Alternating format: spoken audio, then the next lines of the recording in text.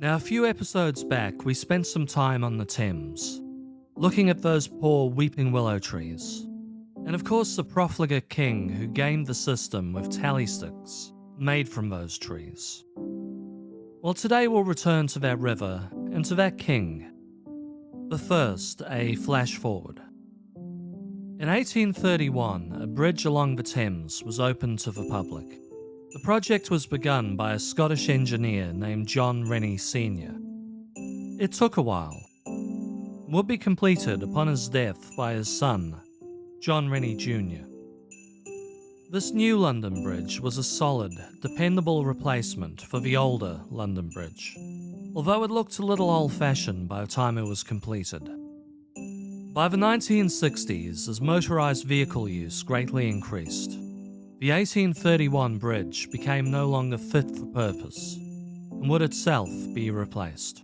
The 1831 London Bridge would be dismantled and then reassembled brick by brick in a town in Colorado, USA. If the tally sticks were our hero in the earlier tale, then this bridge is the villain of this tale, or at the very least a massive killjoy. It had a far greater clearance than its predecessor, and fewer arches, and water flowed with ease through those arches. Because of this, the Thames River never froze again. On 9 occasions in London's past, not only did the Thames freeze over in winter, but when it did, a frost fair rose up. From 1564 to 1813, rich and poor alike came together on the ice and partook in the carnivalesque atmosphere. In 1564, the event was simply a great outpouring of the people onto the ice. People strolled along the river, some played games. Queen Elizabeth I, enraptured by the festive scene going on outside her window, gathered her entourage and joined in on the fun. In 1608, people set up stalls on the ice for the first time. As you made your way through the pop-up village, you could buy a beer or a glass of wine. You could buy fruit or even get a full meal out on the river. Shoe shops, barber shops, and much more besides set up on the ice. It is Christmas time, 1683, and it looks like, yet again, the Thames is going to freeze. The nights grew longer. A bone-chilling cold pervaded the air. Increasingly large chunks of ice formed on the water, some of those chunks breaking away endangered the many river ferries that plied their trade on the river. After a cruel year which saw a smallpox epidemic tear through the city, it must be said the people had every right to feel cold, tired, and miserable. To want to hibernate till spring and wish good riddance to the year. These people did nothing of the sort. Filled with Christmas cheer, they gathered by the riverside in their thousands, and they waited for hell to freeze over.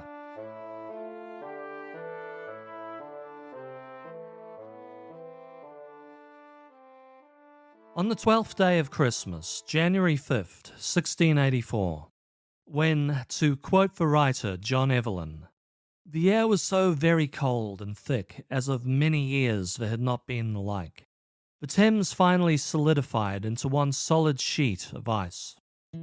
Was it strong enough to hold a fair? 2 men took a bet it wouldn't hold a coach and 6 horses. Turns out it did easily.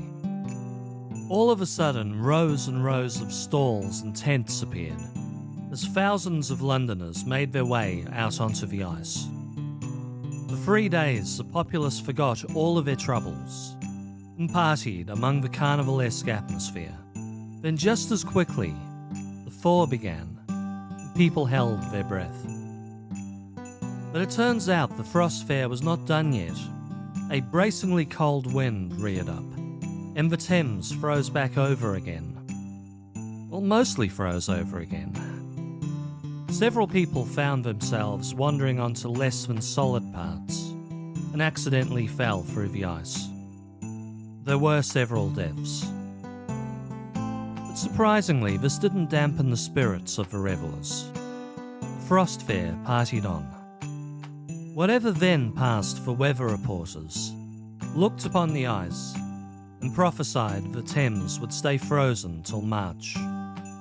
One day a man, well inebriated at Nice Tavern, boasted he could build a 3-story house on the ice, spend the night there, then tear it all back down again before the frost broke. Bets were taken on this and construction began. King Charles II looked out of his window at the teeming mass of subjects below, and forthwith ordered a painter to the palace. Orders were made for a panorama of the scene outside, to remind the king of the joyousness of the crowd. On 23rd of January, Charles ordered a collection be taken from the rich, for the poor of London. Looking out the window, it appears the king began seeing the partygoers as people, and certainly felt more compassion for them than he had the jewellers of the city. On the 31st, the king gathered his entourage and headed out onto the ice himself.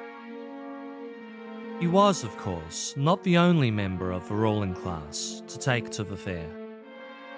It was one of those rare occasions where all classes got amongst it together, cheek by jowl.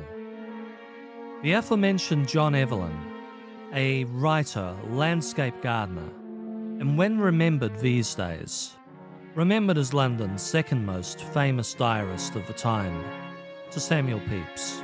Well, he visited the fair on January 24th.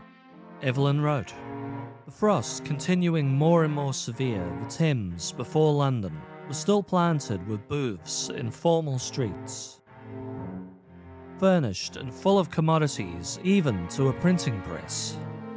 Coaches plied from Westminster to the Temple, and from several other stairs to and fro, as in the streets, sleds sliding with skeets, a bull baiting, horse and coach races, puppet plays, and interludes, cooks, tippling, and other lewd places, so that it seemed to be a bacchanalian triumph, or carnival on the water."